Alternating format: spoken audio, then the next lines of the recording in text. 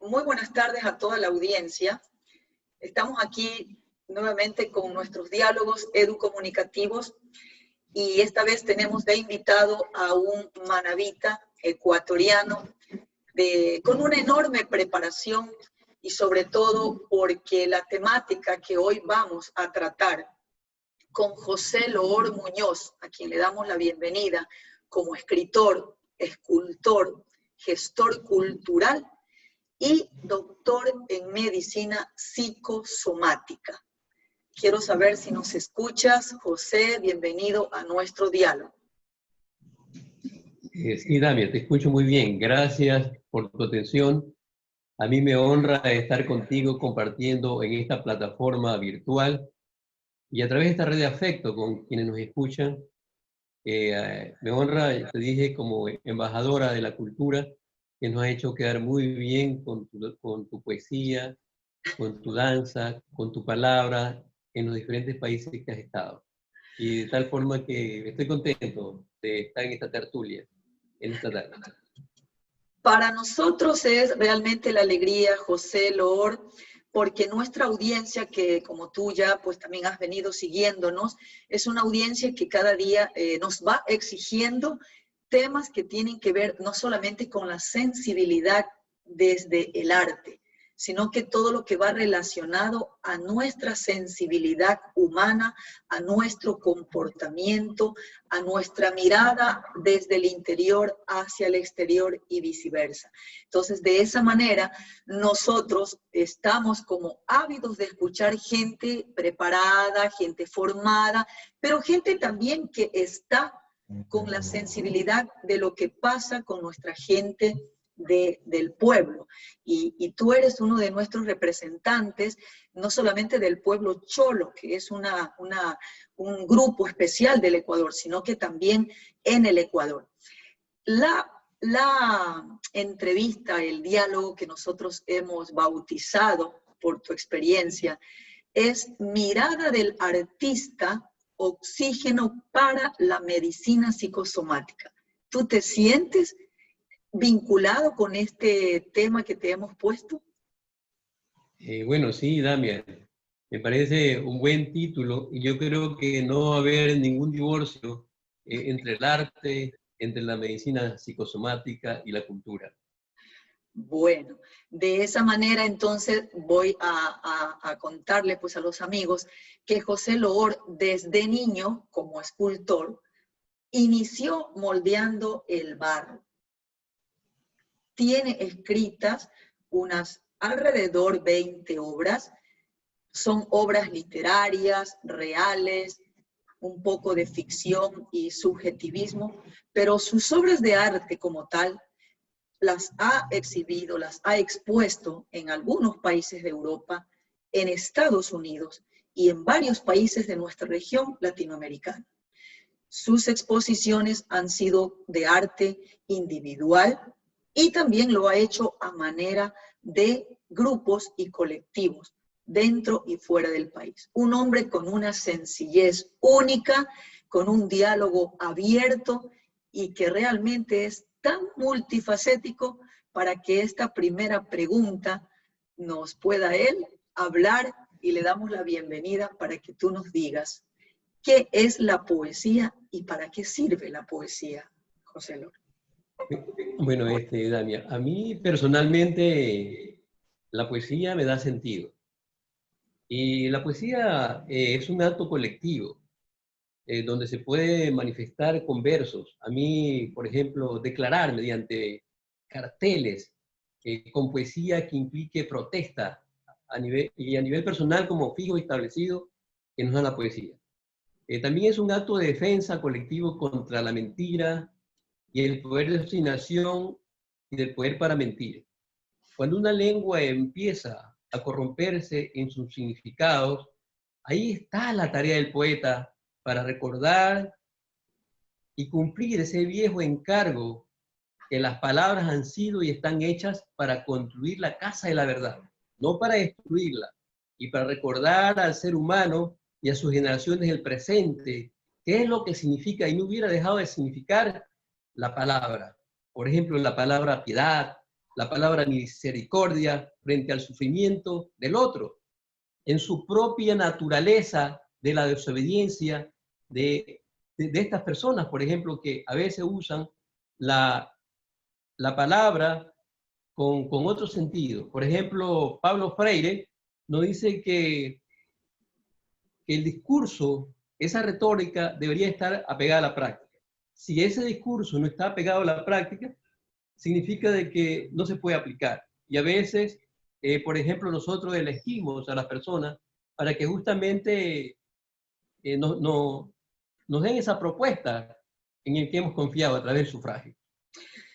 La verdad que en este proceso de no confundir los lenguajes, José Lore, me gustaría entonces, usted debe conocer este hilo conductor cuando se habla de la cultura, cuando se habla de, no sé si de consensos, pero ¿cuál sería entonces ese gran botín de los amos? Mira, yo creo que las palabras están hechas para construir la verdad, la casa de la verdad, no para destruirla. Y entonces para recordarle al ser humano y a sus generaciones presentes qué es lo que significa y no hubiera dejado de significar. Entonces ese punto, en su propia naturaleza, es la desobediencia de aquel que se niega a significar lo previsto, a implicarse o alcanzar en ella con los significados del porvenir. Y ahí entonces justamente yo creo que lo que tú estás preguntándome acerca de cuál es el botín de los amos, porque el gran botín de los amos no es la plusvalía. El gran botín de los amos es la cultura sobre los significados de las palabras, los sueños pendientes a ser soñados, las inocencias pendientes a ser ejercidas. Eso nos recuerda la poesía, la palabra y la verdad. En el pasado las musas le predicaban al artista que al oído la verdad revelada, y eran las verdades que tenían que transmitir como herramientas de comunicación poética. Y desde ese punto, entonces, puedo yo pensar, a ver, es que el poeta tiene que tener una concordancia de sus ideas con lo que escribe o lo que proyecta, o no necesariamente. Mira, Damia, yo creo que a veces hay personas que creen que dicen que el poeta puede ser cualquier persona.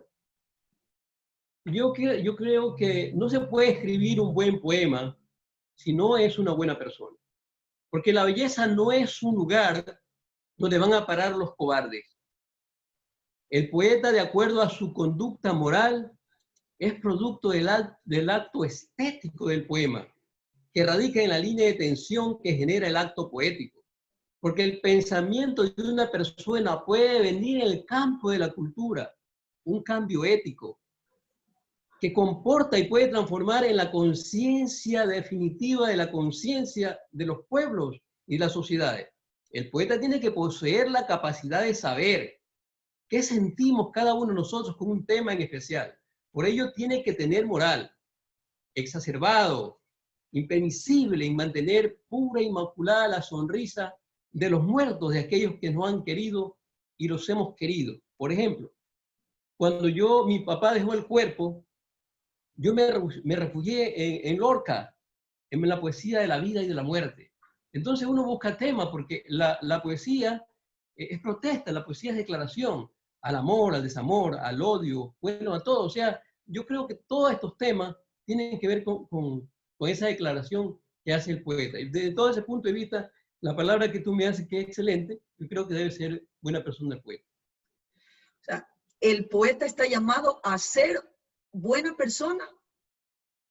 Exactamente. El poeta tiene que ser, yo al menos, por ejemplo, tú eres una mujer que te manejas como poeta con una buena conducta, que estás haciendo quedar muy bien, por ejemplo, a Manta, a Manabí, al Ecuador, cuando vas a esos eventos culturales. Yo he tenido la fortuna de poder apreciar tu arte en realidad, y tú eres una mujer que te manejas éticamente muy bien, al menos yo y la gente que te conoce. Bueno, pero en este caso, José, yo quiero como ubicarme y ubicar, pues es que entonces, ¿qué pasa? Que el poeta tiene también, como todo ser humano, porque el poeta no es que sea un dios, no es que se habla de la inmortalidad porque estamos dejando todo el espíritu o el alma, esta confusión que más adelante tú nos vas a ayudar siendo especializado en esta medicina psicosomática, pero entonces no se le concibe a un poeta si es malo. O sea, la concordancia de lo que él es y lo que parece tiene que estar en la ética, en la bondad. O sea, ¿qué pasa si hay un desvío? Exactamente, mira, el poeta tiene que tener gran concordancia con sus pensamientos y con los nuestros. Y hacemos poesía porque somos capaces de una cultura híbrida de poesía y palabra.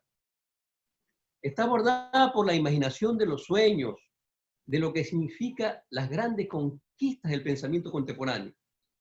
Porque hoy los pájaros del porvenir cantan una canción más relajada, más abierta y más libre, que recuerda que la dignidad y que está vinculada a la desobediencia de esas formas de significados pendientes del porvenir, inclusive en la física cuántica.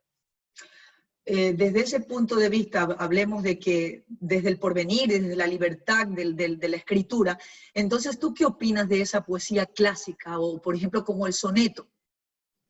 Mira, yo creo que en relación con el soneto, la poesía está abolida en pequeña cárcel de 14 barrotes. Pienso que se debe seguir escribiendo sonetos para liberarlo de esa mazmorra, para revolucionarlo. Yo creo que son pocos los poetas que escriben sonetos. Yo al menos no he escrito un soneto hasta la vez. Los clásicos son amigos íntimos que nos acompañan, pero al jugar la escritura de los gustos del presente con las canciones del gusto del pasado, no se puede escribir con gustos del presente la escritura del pasado, o con gustos del pasado la escritura del presente. Y ahí me va a perdonar nuestro ministro, por ejemplo, que hizo de un pasillo que es clásico hacia algo moderno. Entonces, yo creo que va con eso, ¿no? O sea, no se puede, o sea, si vas a escribir un soneto, tienes que escribirlo con esos gustos del pasado, porque el soneto es clásico. Bien, estamos apostando a una cultura híbrida que es un tema bastante interesante. Hay Néstor García Canclini, que es un culturólogo también colombiano de Latinoamérica, desde España, nos ha hablado mucho de esta cultura. Y al tener una innovación en cuanto a la estructura del poema, realmente también da paso a la libertad de conocer otras exposiciones, otros baluartes de esta expresión artística. Por ejemplo, José, tú que has estado como representante, como artista plástico en esta acción de Ecuador, en la Fundación de Bellas Artes de Ecuador, y como gestor cultural que has trabajado en las escuelas itinerantes de esta cultura Pacari Pacha, ¿no? Las que son esta cultura de transformación. ¿Has visto entonces esta revolución desde no solamente de innovar en el soneto, sino en toda nuestra expresión cultural? Sí, mira, yo creo que, bueno, también es importante cultivar nuestras raíces, porque el génesis del artista está justamente en manifestar lo nuestro, desde local, de esa intraculturalidad, de esa parte local, y luego entrar esa en interacción cultural, que es la parte regional, y luego ya entrar en la interculturalidad, que es todo, absolutamente todo, ¿no? Entonces, desde ese punto de vista, yo creo que lo contemporáneo sí se puede de pronto combinar con lo clásico. Se pueden hacer, pero lo importante es nuestra raíz, o sea, no dejar la raíz. En este caso, debe haber entonces también un nexo, hablemos desde el artista, desde la poesía, también desde el teatro, o sea, desde toda esta parte artística, entre la cultura, la escultura y toda esta expresión que también la has manejado tú. ¿Cómo la pones en valor? Interesante, Damia. Mira, yo creo que la poesía es todo. Por ejemplo, como escultor, me baso en versos. Por ejemplo, yo hice una escultura que es, pensé, por ejemplo, en un caracol nocturno en un rectángulo de agua. Mira, ahí está el verso, ahí también está la metáfora. ¿Y qué salió de ahí? Un gran caracol, y encima de ese caracol, el cholo, o sea, el hombre de mar, y la chola, esa mujer que nos representa con esa belleza, y al frente un coqueteo de peces, 12 peces. como la obra se llama Disfrute, pero mira, ahí está, y en un rectángulo de agua, y luego la puse, bueno, con una fuente de agua. Y ahí está la poesía. Posteriormente hice una escultura que tiene que ver con Alfaro. Y yo dije, un espíritu desnudo en un triángulo de fuego. Y de ahí salió desde un volcán salió, salía un caballo, y ahí salía el espíritu desnudo de Alfaro. En la mano derecha, la antorcha, que significa la libertad, y en la mano izquierda, el decreto. Y sale en esa faceta que posiblemente nos han vendido el Alfaro del machete, del sombrero, del hombre fuerte, el hombre de lucha, el hombre de la batalla. Pero también Alfaro tuvo esa otra faceta, la faceta de la sabiduría. Entonces justamente mi Alfaro es más bien sublime. Y así en cada una de las esculturas me manejo con un verso, me manejo con la poesía. En otras palabras, cuando uno va a una exposición, y va a exposición de pintura, a exposición de cultura, o va a un mausoleo a ver una obra de arte como una escultura, entonces allí hay poesía, toda una poesía. Y lo que tiene que ver con, a ver, y termino en la pregunta que me hizo, y lo que tiene que ver, por ejemplo, con el teatro. No nos olvidemos que, por ejemplo, toda la obra de Shakespeare, todas las obras de Shakespeare son escritas en verso dramático, porque ahí está el subgénero de la poesía, que es la lírica, está la épica, está el drama, y está también la parte de prosa o narrativa.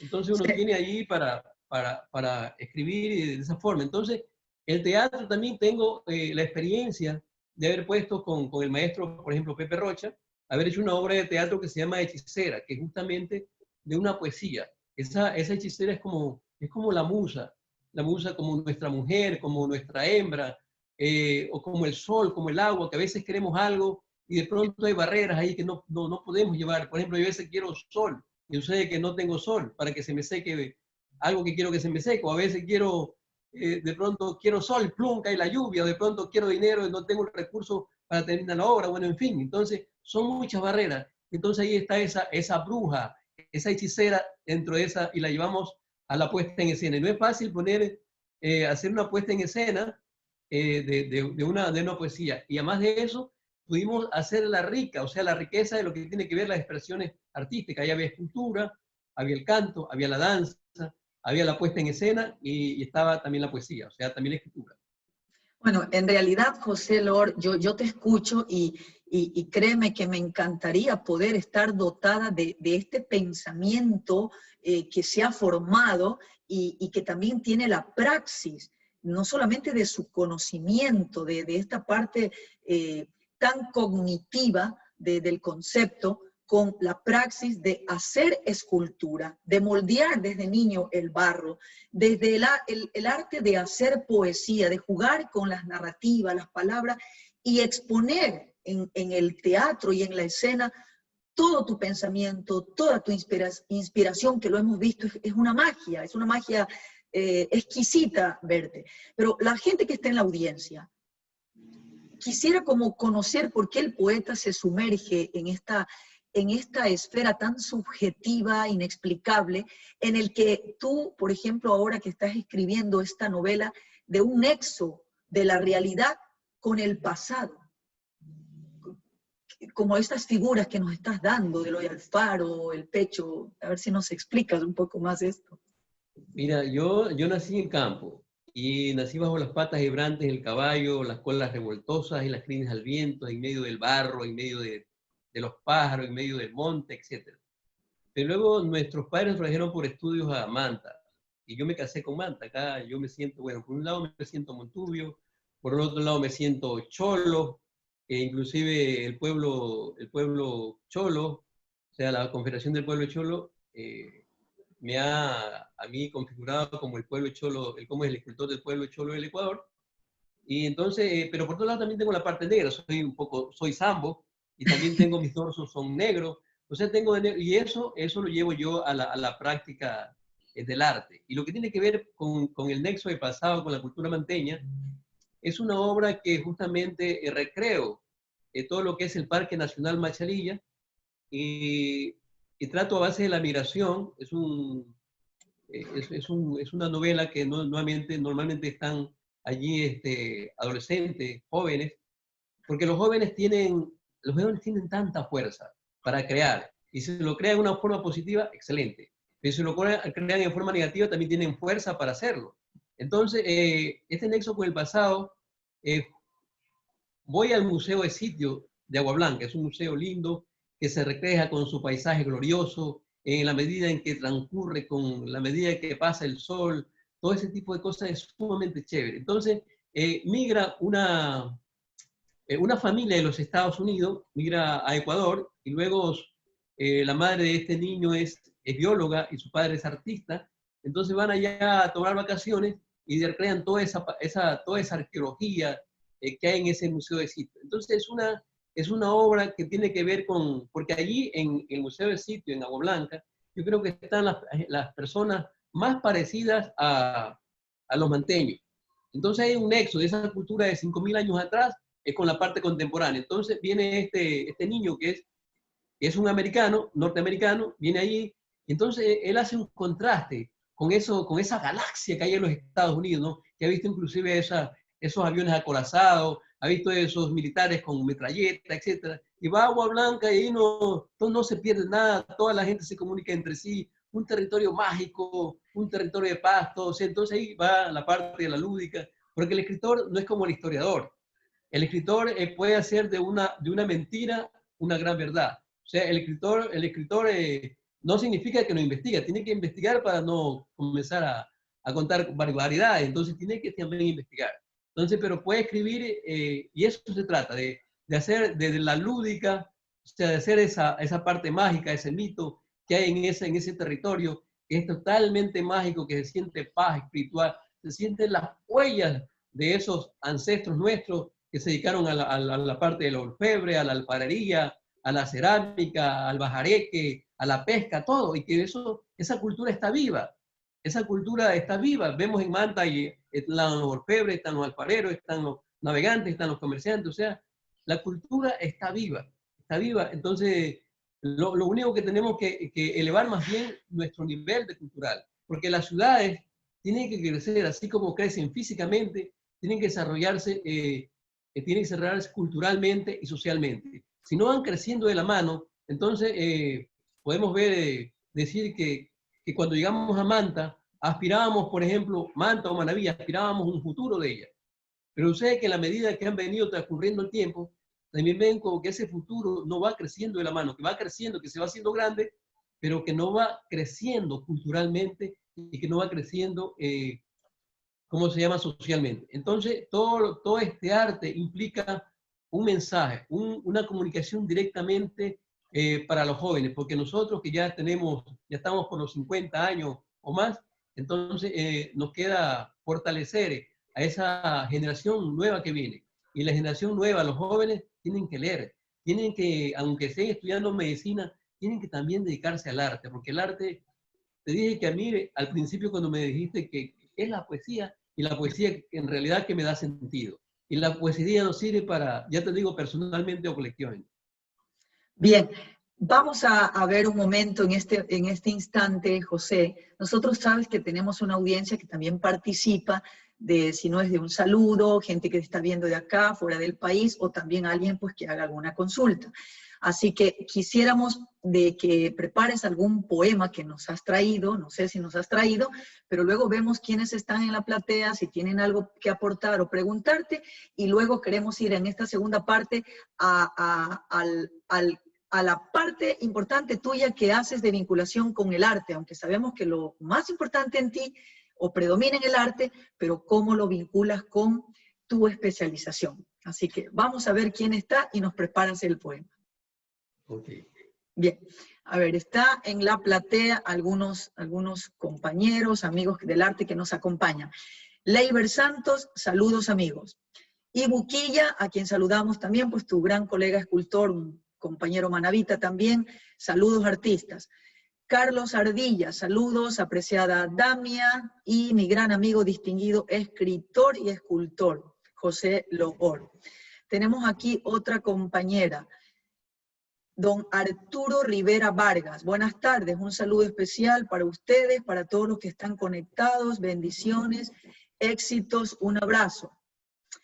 Una estudiante, Marita, saludos estimados poetas, tengo una pregunta. Como joven estudiante que se distrae con facilidad en el mundo virtual, ¿cómo puedo buscar la inspiración que ustedes como poetas y artistas sienten al momento de crear y presentar sus artes? Qué buena pregunta. Va para usted, compañero. Ok, bueno, gracias por compartir con nosotros aquellos que están en esta red de afecto virtual. Y Busquilla también es un gran poeta, tiene una buena poesía. Leiber, toda esa gente que está ahí. Bueno, en realidad que solo hay que buscar. El arte hay que buscarlo y ahí uno lo encuentra. Uno se encuentra ahí, comienza y lo encuentra. La poesía está en todos lados. La poesía está en el aire, en el viento, en el tiempo, en el espacio, en la mujer, en el hombre. Ahí está la poesía. La poesía está a flor de labio. Entonces, como jóvenes, que bueno, ahorita el tema virtual es como para, hay muchos cursos, hay mucha poesía, hay mucho arte, inclusive hoy día también hay fortaleza en esta parte virtual. El otro día yo entré, por ejemplo, al Museo del Prado, al Museo del Prado, tú sabes que ahí hay que pagar. Entonces, gratuitamente pude ver obras, por ejemplo, de Velázquez, además de eso, un musical que se dio ahí súper, súper bello. Esperemos que también tengamos la oportunidad de entrar, por ejemplo, el Circo del Sol, que ahorita está en quiebra, podíamos ver esos espectáculos bellos del Circo del Sol, posiblemente totalmente gratuito. Entonces, de esa forma, los jóvenes, este es un mensaje para los jóvenes. Todo lo que hagan los jóvenes, lo hacen con fuerza. Todo lo que hagan los jóvenes. Entonces, este es el momento para que el joven se prenda el arte, aunque esté estudiando en ingeniería en sistemas, esté estudiando diseño industrial, esté estudiando medicina, estudiando arquitectura, hagan arte. El arte es todo, el arte es la estética, el arte es la séptima dinámica, es la parte espiritual, y más arriba está la octava dinámica, que es Dios. Entonces, todo, la música, todo lo que hay en la selva, todo eso es la espiritualidad. Y voy a decirte un poema, porque tú me dices que, bueno, mira, este poema yo lo hice una vez que, bueno, yo me leía al Quijote como tenía como, creo, unos 15 años. Me leí la primera parte y la segunda parte de Quijote. Entonces ahí me hice una poesía, como yo Quijote, ¿no? Entonces dice, Pegaso con armadura de Quijote, cabalgas en el desierto el más allá, horizonte infinito de blancas, azules, verdes me envuelven. No tengo la menor idea, solo respiro y extravío el recuerdo cuando te deseo. A mis pies la tierra, las nubes abren paso a mi transitar, por un suspiro en retorno al ascenso de tu presencia. Yo con el objetivo y la meta de no detenerme. Mi brújula indica un destino sin límites y fronteras. Solo el amor y la esperanza son el centro que me sostienen de ser lo que soy, un instante en la eternidad. Caramba, caramba, mira qué palabras de nuestros manavitas, nuestros ecuatorianos, cómo juegan con los términos, con el lenguaje, la narrativa, qué rico que es nuestra lengua castellana. Mira, a propósito, hay una persona en el público, José, versada también pues en el asunto, envían saludos desde Bahía, Teresa Pico y el doctor Universi Zambrano. Rubén Darío revolucionó la poesía moderna, justo lo que tú estás hablando, ¿no? Y qué buena tertulia, pues. Desde Quito nos saludan los compañeros del Grupo Retorno, Osvaldo Mantilla, saludos a los poetas manavitas, y bueno, a este diálogo. Gracias, Osvaldo, para los compañeros. Estamos con 270 personas conectadas, interacciones, eso es muy importante para nosotros. Bueno, saludamos a quienes han estado y han pasado por aquí, el compañero José Pozo, Cecilia Mera, don Benigno Mora, Sandy, está también doña Lisbeth Moreira, Rosy, aquí tenemos otros 3 estudiantes, Melanie Valdivieso, Arturo, Miguel Ángel, Bella Aurora, otra compañera también desde Chone, y qué interesante es saber que tenemos o que estamos acompañando en nuestra audiencia educomunicativa a un público de Manabí que se está formando en nuestras distintas facetas culturales. Eso realmente es placentero. Así que estamos contentos por eso. Ya ves, José, ¿no? Qué interesante. Un saludo fraterno, solidario y cariñoso para todas y cada una de las personas.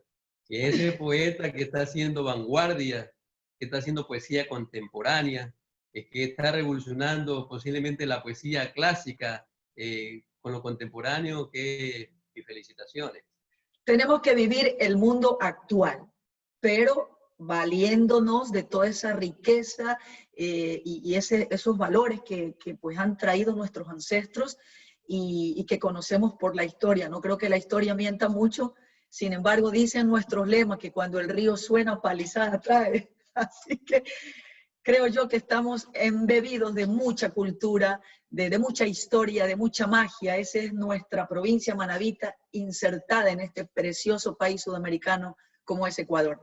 Vamos ahora, don José Loor, a conversar el tema que también en el que tú has estado. Del arte no se gana mucho dinero. Somos ricos, sí, pero tu especialización es la medicina psicosomática por la organización de Estados Unidos Clay Werther de la Florida, y te graduaste con ese doctorado en Filadelfia.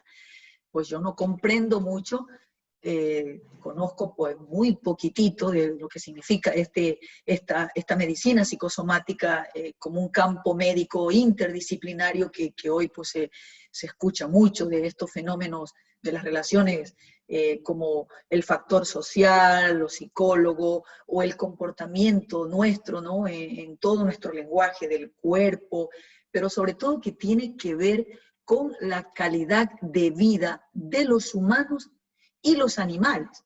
Yo entiendo que esto es un campo moderno de la medicina y que en la práctica pues está siempre de la mano con, no sé, con la psiquiatría.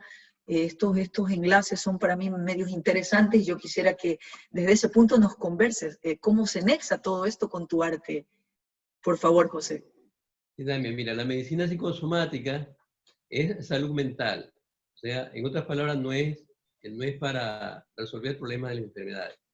Bueno, psicosomático significa mente, y somático significa el dolor en el cuerpo. Que cuando hay un dolor en el cuerpo, significa que hay un somático, ¿ya? Psicosomático. Entonces, estos somáticos lo hace normalmente la mente al cuerpo. Es decir, que la alma, a través de la mente, enferma el cuerpo. En otras palabras, para que me comprendan mejor, vamos a poner el ejemplo con un teléfono. El teléfono tiene 3 partes. Tiene la parte del cuerpo del teléfono, y ahí está el cerebro. El cerebro no es la mente es como el chip, es el banco de información que uno tiene. O sea, cada quien tiene un banco de información. Entonces esa información es la mente, que es algo intangible, no es tangible, no es el cerebro. Y luego está la batería del teléfono. La batería es que da la vida al teléfono. Si le quitas la batería, el teléfono no tiene vida. Entonces, la vida es el espíritu, tampoco es tangible, como algo que tienes aquí sobre la cabeza, como algo, como una lucecita allí, que es intangible. Entonces, la medicina psicosomática va justamente a resolver problemas de la mente.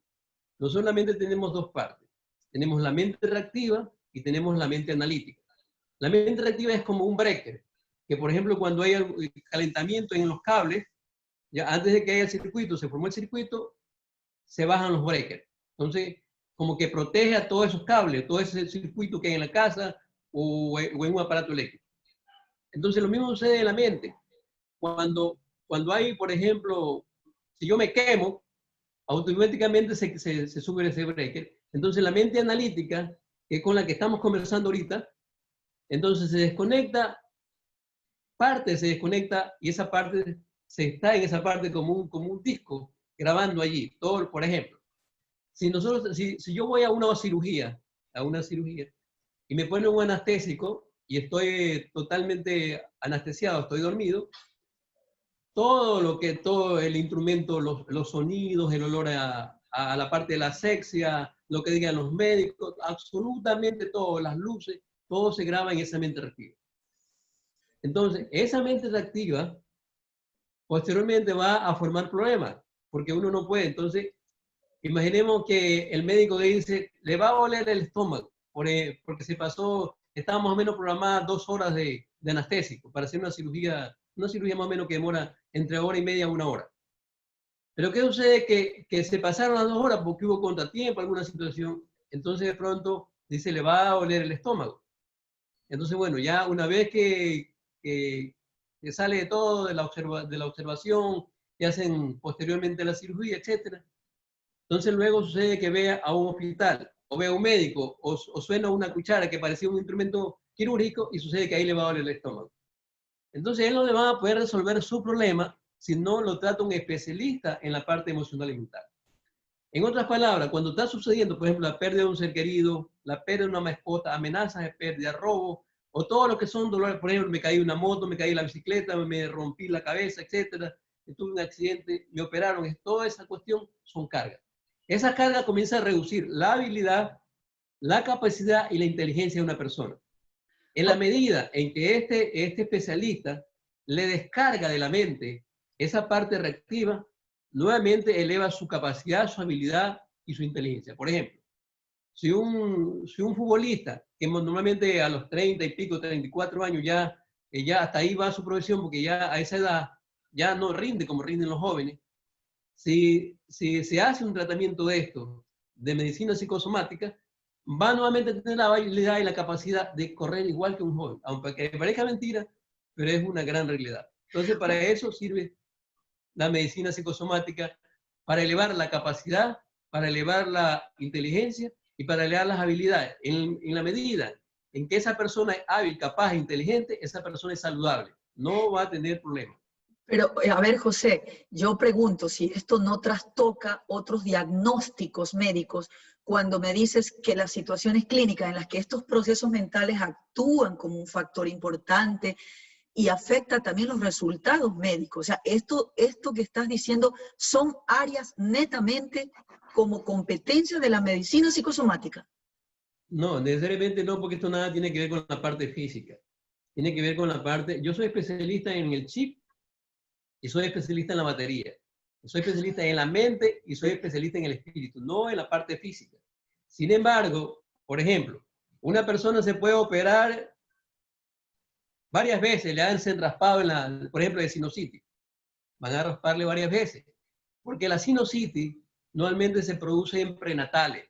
Que la mamá, por ejemplo, se resfriaba mucho, que la mamá de pronto lavaba mucho, que de pronto el momento en que salió, o sea, nació el bebé, de pronto en la cámara era demasiado fría con relación a la cámara que en el vientre, que es todo, es como es cálida, es calientita, entonces eso le afecta.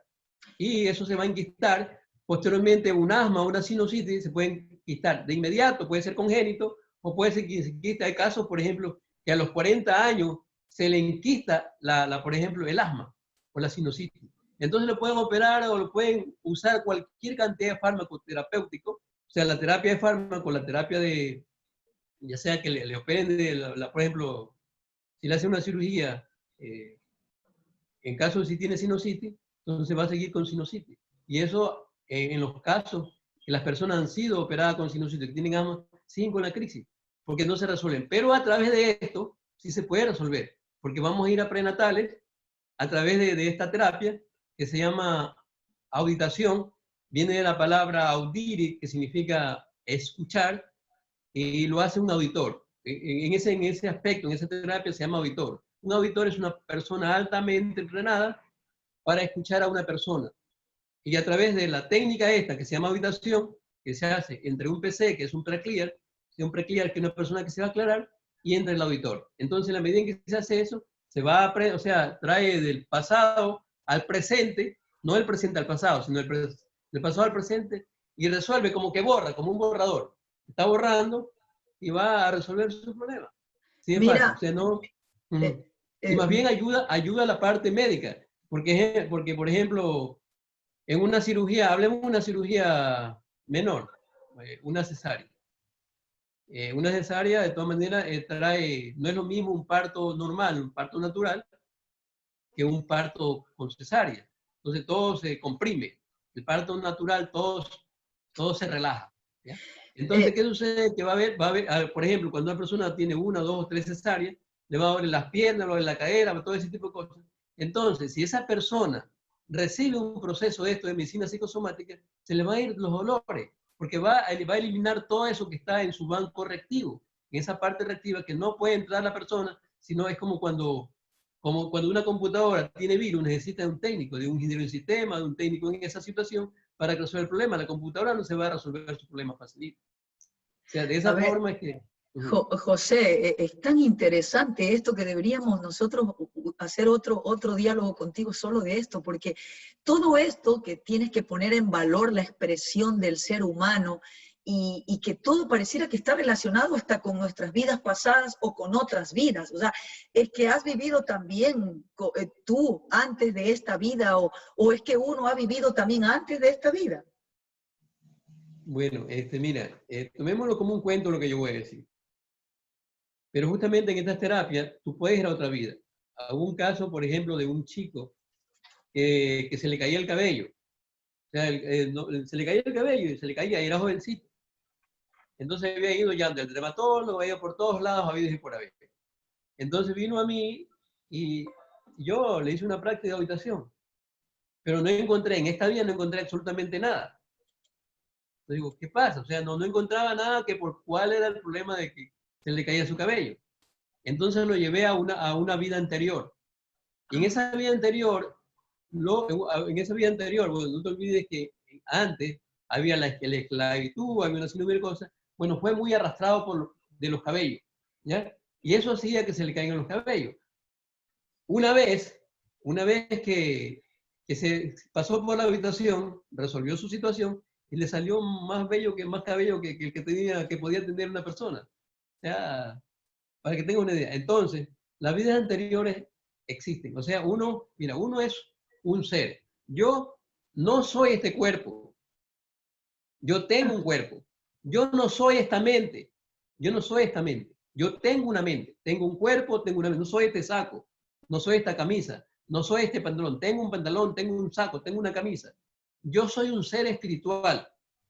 Y ese ser espiritual es intangible. Entonces, cuando uno deja el cuerpo, cuando uno muere, en otras palabras, lo que hace automáticamente, en otras palabras, se le saca la batería al teléfono. Entonces ya no tiene vida. Entonces deja el cuerpo. Pero uno, como es un ser, uno es inmortal. O sea, vuelve nuevamente a tomar una nueva vida. O sea, nuevamente a tener vehículos, otro papá, otra mamá, en otro lado, puede ser en París, en Estados Unidos, en África, o por cualquier lado que uno nazca. Entonces, de acuerdo también a cómo uno ha sido, porque eso ahí tiene que ver con otras leyes, que tiene que ver en la medida en que tú hagas cosas buenas, vas a tener también una vida, un retorno bueno. En la medida en que tú hagas cosas malas, también de pronto vas a travenir con un problema, por ejemplo, una atrofia cerebral severa, que no puedes hablar, que no puedes moverte, etcétera, etcétera. Entonces uno tiene que, en otras palabras, si la vida fuera así, fuera un pan de queso, fuera lindo, que la vida se terminara ahí. Mira, el árbol te demuestra exactamente que por ejemplo, a ver, un verso aquí, por ejemplo, el día se suicida arrojándose a la mar. Ahí estamos hablando del crepúsculo, de la tarde, El que se crepúsculo. suicida justamente, se muere, pero nuevamente para nacer. Mira que el árbol, en el día tiene un trabajo, y cuando llega el atardecer se vuelve triste, como que ya, ¿entiendes? Porque justamente llega la tarde. Y parece que ahí terminara la labor del árbol. Pero ahí viene un nuevo trabajo, una nueva labor que es la noche. Y puede que sea ese trabajo más forzado. Entonces, en esa tarde muere, pero muere justamente para nacer. Entonces, si nosotros vemos el ciclo de la vida, el ciclo de los frutos, nace, crece, muere, Y si vemos también el bien y el mal, por ejemplo, en un árbol de naranja, Sí. le caen hartas hormigas y de las hojas se caen toditas, inclusive hasta los frutos se dañan. Entonces ahí está el mal, pero también está el bien. Entonces, más allá del bien y el mal, existe, por ejemplo, más allá de la injusticia, la justicia puede ser estar lo justo. O sea que más arriba de eso en otras palabras, el creador tiene que ser algo, una maravilla, la creación es Qué, algo increíble. qué profundo, José Lord, los temas, y más bien para ayudarnos también, el público que está escuchándote, vuelvo a topar aquí a Ibuquilla, está inquieto. ¿Qué medicina psicopoética masiva nos darías, a ti, José, la pregunta, a los esquizofrénicos que andamos por las calles huyéndole al virus, o sea, ahorita en estos tiempos? Mira, el maestro Ibuquilla, Mm, en todas sus obras que hay poesía. mm, Si tú vas, por ejemplo, al mausoleo, ahí está ese espíritu guerrero de Alfaro, mm. en un óvalo de barro. Y bueno, eso es ahí podemos hacer poesía épica, ¿ya? Ahí podemos hacer poesía lírica, ahí podemos hacer poesía dramática, en todas sus obras. El maestro Ibuquilla, más de ser un gran artista, un gran retratista, un gran pintor, el tipo es. Entonces, toda esa obra, ahí está, esa parte psicosomática, Ujú. esa parte de la vida, de la muerte, del amor, del desamor, está toda. O sea, porque mira, el árbol, el árbol es parecido al hombre. Mira, nace, crece, reproduce, da fruto y muere. El hombre nace, crece, reproduce, da fruto y muere. Entonces, en las obras de Ibu, ahí está toda esa poesía. Hay una poesía, yo creo que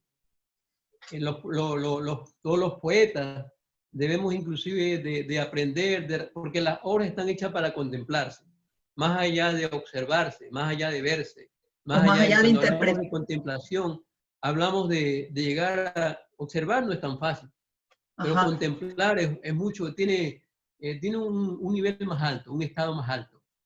Desde Quito, José Vicente Quevedo Uribe envía saludos, José, y que has Gracias. demostrado absoluto, tocayo, otro poeta, gestor, que pues has demostrado un conocimiento al arte en todas estas manifestaciones, que la poesía también está maravillosa, de manera que vemos, pues, José, que todo lo que está relacionado contigo es poderoso en tu fuente de arte.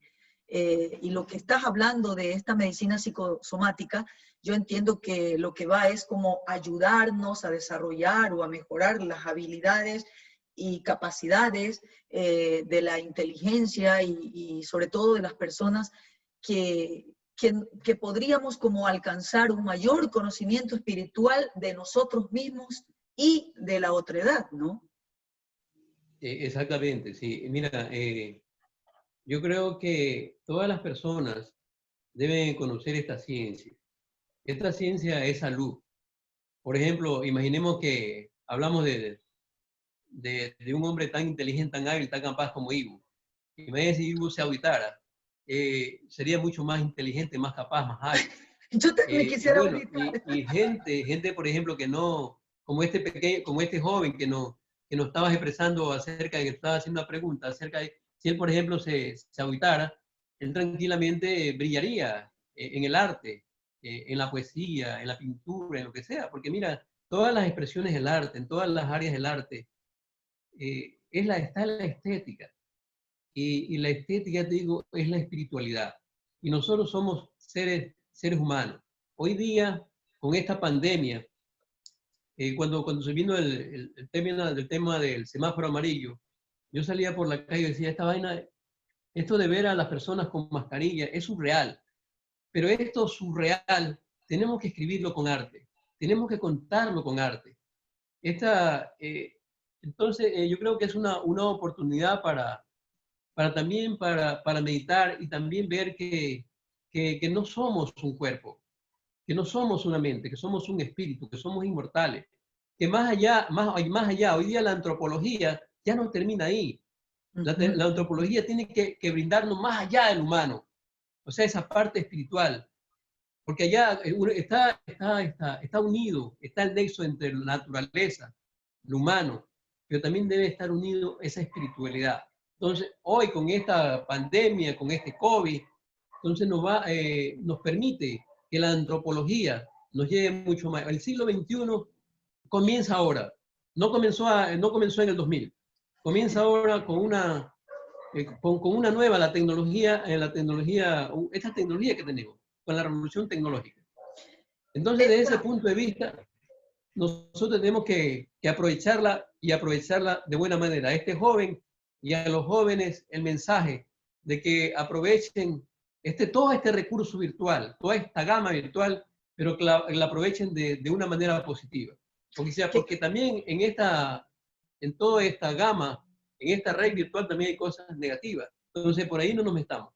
Bueno, en todo caso, José Lord, tú estás también ya dando una respuesta a parte de lo que hacemos con la educomunicación, que es esta audiencia que yo tengo en Facebook, a la que hemos invitado y que ya no me siento sola, me siento acompañada, porque la audiencia sabe que hay que acompañar a los internautas que están allí y no saben qué hacer clic para tener una inducción, una formación, un acompañamiento, de manera que cuánto podría ayudar esta ciencia tuya a la tecnología del estudio. Yo me imagino cuánto, de manera que es nuestro valor manabita, ecuatoriano. Ya tendrás pues cantidad de personas que te escriban a través de esta entrevista, y no quiero dejarte partir, José, sin una intervención más de nuestra audiencia. El señor Jorge Peñarrera, queremos agradecerle, estaba leyendo ya la pregunta o en todo caso su aporte. Buenas tardes, estimados poetas. Aplaudo el espacio para exponer el arte y dar a conocer a los poetas escondidos.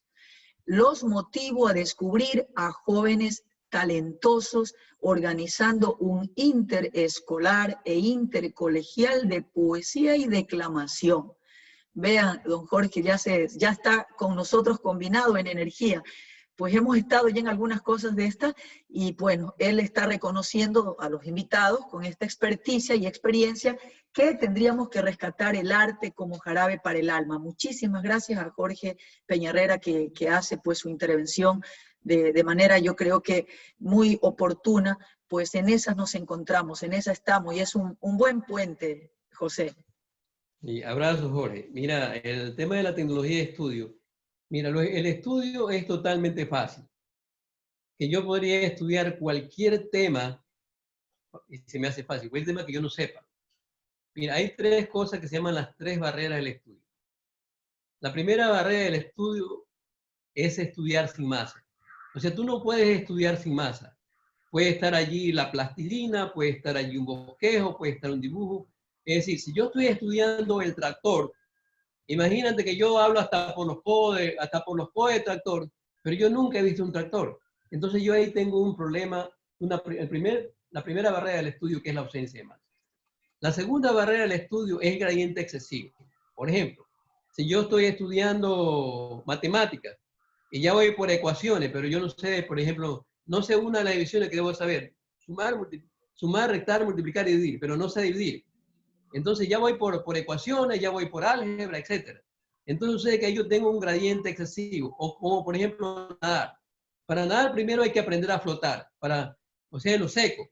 Si te metes a lo hondo y no sabes flotar, te puedes ir, inclusive ha habido ahogados. Entonces, la segunda barrera del estudio se llama gradiente excesivo.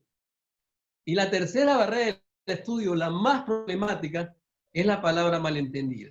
Por ejemplo, yo digo, los niños están totalmente alegres en el paseo en Pacoche, pero al llegar el entrolubricán, los niños se volvieron tristes. Entonces parece que no me entiendes absolutamente nada, porque yo estoy usando una palabra que es entrolubricán, que es el sinónimo de ocaso o de atardecer o de crepúsculo. Pero esto hablamos ahí de una palabra compleja, pero hablemos de una palabra simple, como la palabra de. Por ejemplo, yo digo, el carro blanco que está afuera es de Damia. Esa palabra de significa propiedad. Pero si digo Damia es de Chone, ya la palabra de en el contexto ya no significa propiedad, sino significa lugar. Y yo digo, por ejemplo, Damia es de los años 80. Ya la palabra de ya tampoco significa ni lugar, ni propiedad, sino significa tiempo. Entonces, en un diccionario pequeño, la palabra, por ejemplo, la palabra de tiene como 20 definiciones en los diferentes contextos. Entonces, la palabra malentendida, entonces es un problema. Entonces, nosotros a veces no tenemos esa facilidad o esa oportunidad o ese trabajo de aclarar la palabra. Entonces nos pasamos la palabra. Entonces, en la medida en que no conozcamos cuál es el significado de la palabra, en los diferentes contextos nosotros somos analfabetos en esa palabra. Entonces, una persona como Damia, que tiene un PhD, de pronto, estoy dando un ejemplo, ¿no? De pronto tiene ciertas palabras que no comprende, en esa palabra es analfabeto, ¿sí? En esa palabra no la conoce, o sea, tiene que aclarar esa palabra. Sí, entonces cuando uno tiene claro esas 3 barreras del estudio, es fácil estudiar cualquier tema. Y por último, también hay personas que creen que se lo saben todo. No. Ese también es el primer obstáculo del aprendizaje, creer que uno lo sabe todo. Y por último, también quiero, bueno, que también es educadora, también los modelos que están en el sistema de educación son modelos totalmente obsoletos, totalmente caducos. Debe haber modelos que no debemos mucho más fácil. Mira, si ponemos a competir a un conejo, a un caracol y a una tortuga a que vaya a 100 metros, claro que el conejo va a llegar volando. La tortuga va a llegar después y el caracol va a llegar después, pero todos llegan. Entonces, ahí está la síntesis y la clave del asunto. Entonces, los estudiantes deben de sacar 100 sobre 100, 10 sobre 10 o 20 sobre 20 una vez que han llegado a la meta. O sea, en otras palabras, no hay estudiantes torpes, no hay estudiantes brutos, no hay estudiantes que no saben.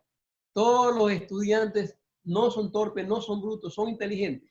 De pronto no hay modelo. Qué interesante. Entonces, si aplicamos un modelo adecuado, entonces no tenemos, vamos a tener, o sea, no hay chicos que pierden años. ¿Cómo es posible que un chico tenga regular o tenga insuficiente o tenga bueno? Todo debe tener excelente.